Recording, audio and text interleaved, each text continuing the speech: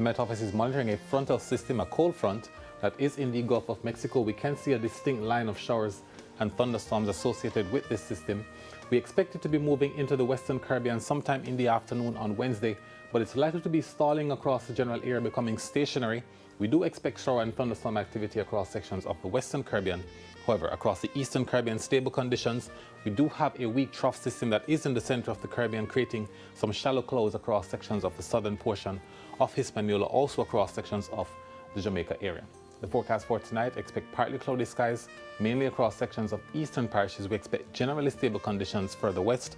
Temperatures are reaching 24 degrees Celsius in Kingston and in Montego Bay. In the morning tomorrow, expect partly cloudy conditions across the east, but it's generally fair elsewhere. And for the afternoon, there are isolated showers expected mainly across sections of inland areas. Temperatures are reaching 31 degrees Celsius in Kingston and also in Montego Bay. Now, the breakdown has partly cloudy conditions for the southeast tomorrow. Expect some shower activity if you're in Spanish Town or in Mandeville. Further west, expect partly cloudy conditions as well for the afternoon for Santa Cruz. We're expecting shower activity in the afternoon in Black River and Savannah Lamar, while it's partly cloudy for Negril and partly cloudy in the morning for Port Antonio and Port Maria.